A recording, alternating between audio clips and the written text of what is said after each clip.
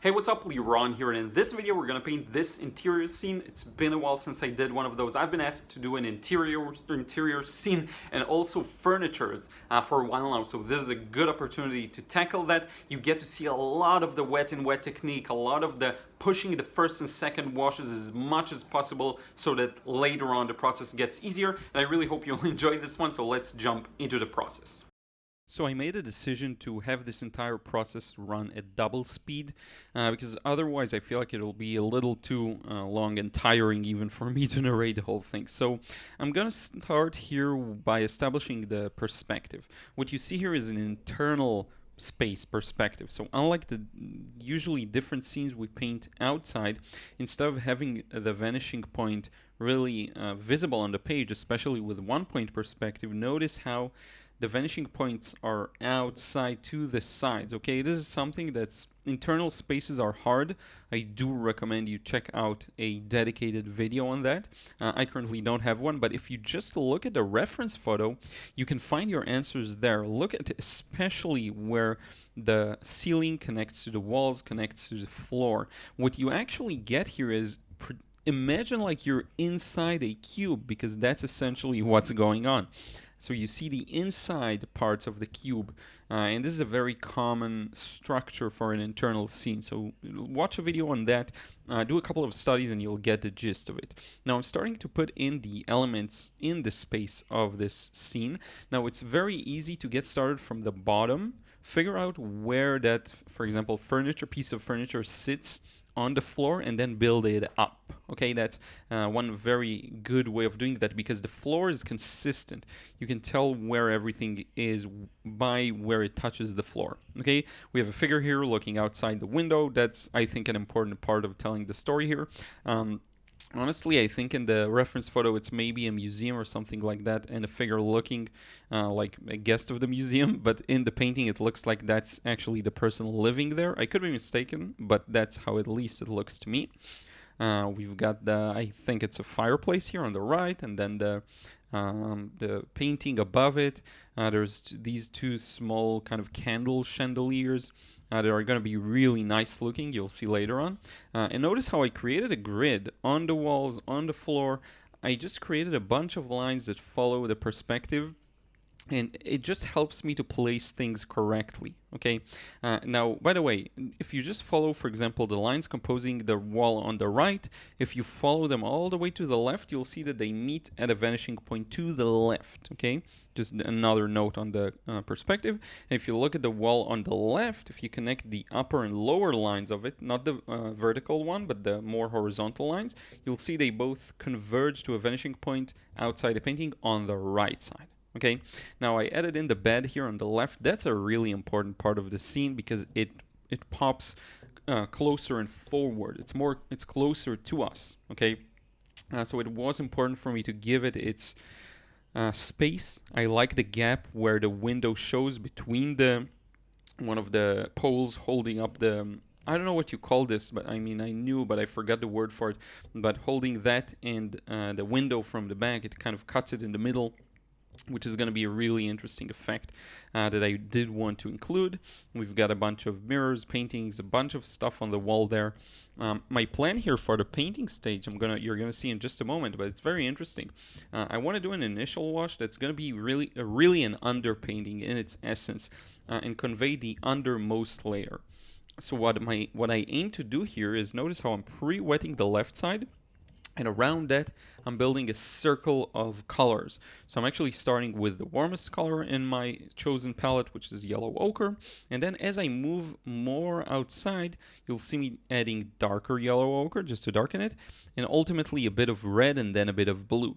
It's a very common way of doing things. I actually watched one of Nita Engel's videos in which she shows this technique.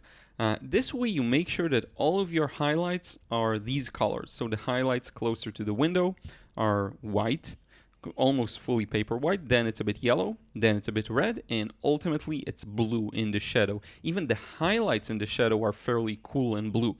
So if you want to preserve that, that's a great way to go. Now, one important note, the left section should be dark. And I wanted to save time for the next stages and make sure that I don't create harsh edges. So I'm actually going back into the right section and adding, you'll see in just a moment, more and more darker colors, okay?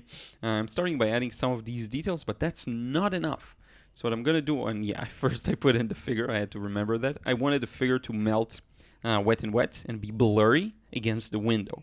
Okay, the window is very light, the figure's edges are very blurry. You have to establish these things now while things are still wet. And now I'm moving on to the right section, pushing it to be darker and darker and darker. I don't want to have to darken it significantly later on when this already is dry and I have to do a bunch of blending and softening edges.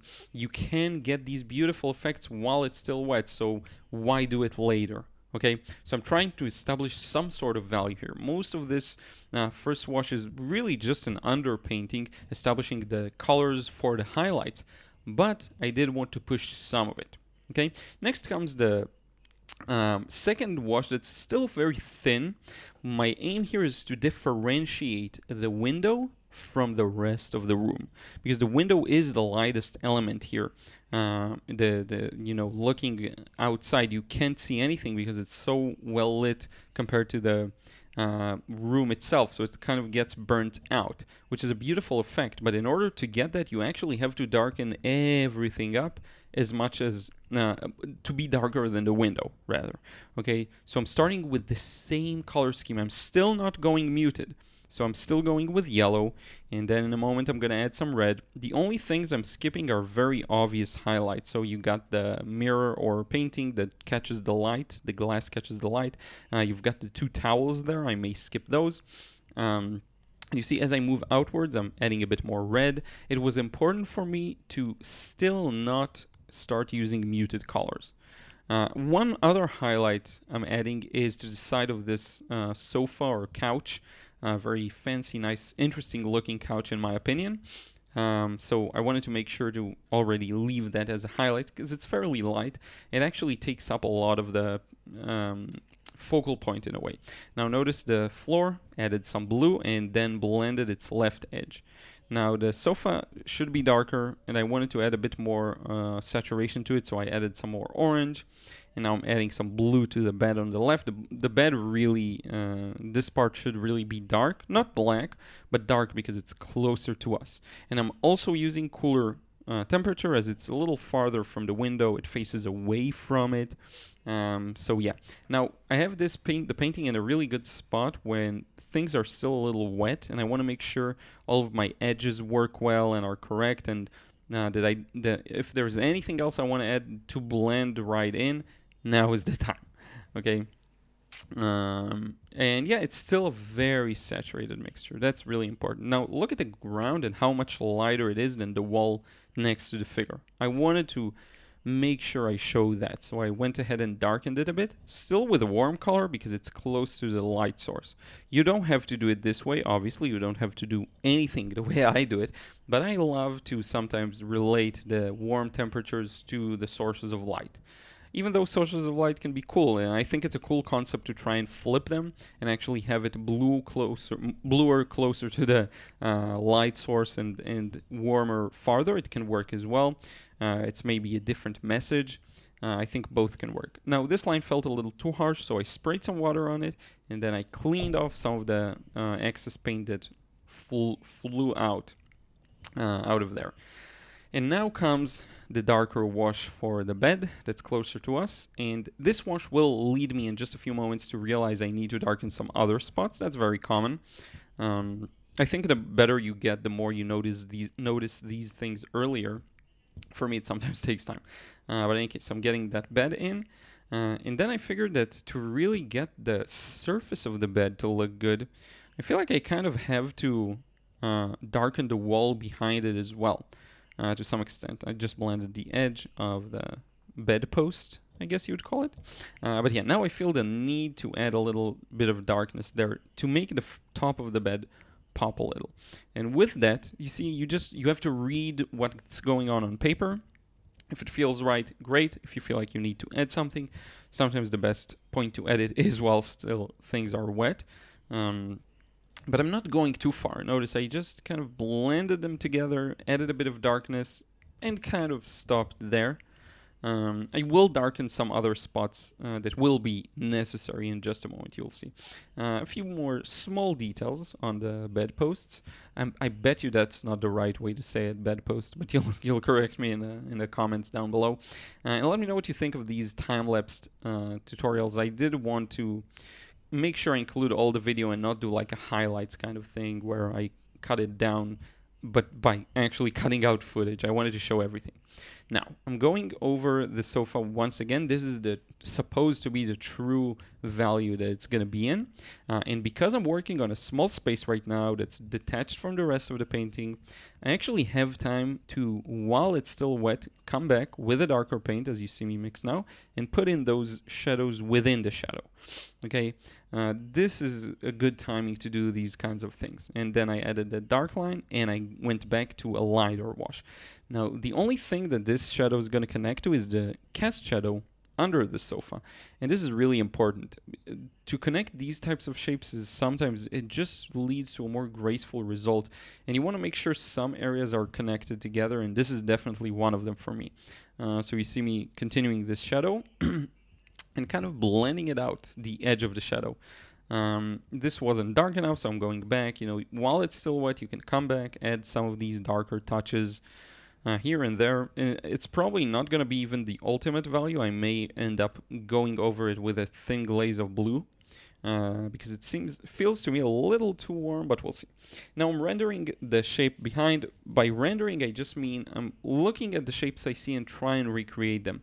A lot of the more impressionistic way of painting is really about looking at the shapes, trying to forget what's really there, which is really different from a lot of the things I've been talking about lately of constructing the object and understanding it fully.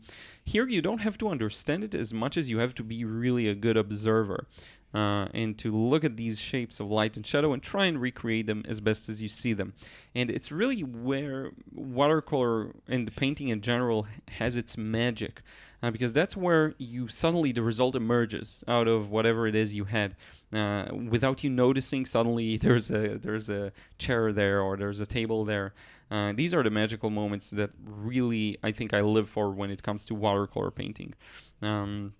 This idea of rendering things as you see them and just believing and trusting that it will end up looking kind of like the thing you're painting, and the more and more you do it, the more it kind of looks like the thing you're painting, all the way up to a really high realistic level. It's a very specific approach that entails here doing some dry brush to get the details of the curtains, some other lines. It is really a very specific approach that is relying heavily on observation, looking. But you can go the other way around and actually go with the more technical approach of really understanding what you're drawing, constructing it anew. It's something that I'm working on developing right now, but honestly, I feel like for watercolor, the first approach I love much more. Because it's just the medium is so fluid and it keeps moving. Something about the intuitive approach just calls out to me, and you can see this in many painters' work. I think Sargent is an excellent example. His watercolors in particular are an excellent example of letting it do its thing and knowing that it will connect as long as you get some of the values in the drawing and the colors accurately. So you see now I'm just creating all these shapes as I see them, following the perspective. The perspective here is really an important part. This thing, I think it's some kind of a sewing machine. I just winged it. But I make sure that at the very least things like the painting and the fireplace all conform to the perspective. That's a big part of getting the painting to look good. Even if your technique is not as good with watercolor, as long as you do manage to follow some principles of perspective and three-dimensionality, sometimes the result may surprise you at how good it is, you know. I made this chair a little too thick at the back, a little wide, but I'm just going with the flow. And I cannot tell you how many times I've seen students of mine make these mistakes, but because they immediately get crippled by them, they actually influence the process greatly. And I just don't let these mistakes cripple me. I'm like, okay, I'm just gonna roll with it. So I made the chair a little too wide. Who cares about that? Just keep going and keep building the painting more and more, one section at a time, and it will hopefully connect to something that looks good. You can never fully get what's in your vision, like, unless you're extremely gifted. Even the best painters always talk about how their vision always supersedes or surpasses their result. That's just one of the elements of bringing out to life what you see in your mind's eye. I used a lot of burnt sienna and yellow ochre for these the holders, what do you call these, the things that hold the candles, but it's not really like a candle holder, I guess, but it's not really candles. I think it's like an actual small two thin small light bulbs on each side. I love that yellow ochre, how it plays a role there. Later on I'm going to add some opaque wider color to it. Actually, I think it's going to come really soon. You saw me adding some lines just to establish the composition of the room and to pull us forward the perspective as well. And now I'm going over the bed posts and just darkening them a bit to differentiate them from the wall behind. And I'm going to blend this all the way to the bottom with some more blue. I felt like the blue wasn't strong, so I added just a bit more blueness to it. This color, it has very muted colors, but they're still very, this painting has, did I say color? This painting has very subtle colors, but still you can tell where it's blue, where it's yellow, where it's red. But notice how I don't have a punchy area with really saturated color here. It's pretty balanced. The bluest blue is on the figure, maybe, the yellowest yellow is on the wall. That's fine. Now here's really something important.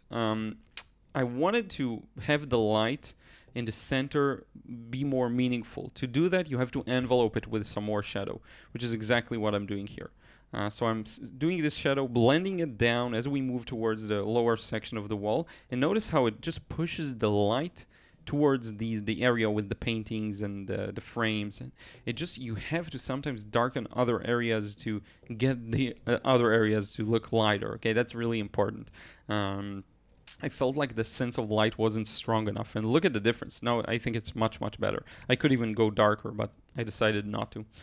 So now lastly, I'm adding some of the highlights that I lost. Some of them I planned quite nicely and I was able to keep, but others I haven't. One of the more meaningful ones is going to be at the chair at the back, like the closest to us. That's going to be, I think, one of the main highlights, and you'll see how it plays an important role in constructing the chair's shape. Okay, we also have on top of the sofa, in a moment you'll see this section that should be lighter because the light does shine through. Here's the most important part I was talking about. Really, this chair I think has benefited the most from this white opaque paint. Then we have the top part of the left handle of the sofa that also needs some lightening.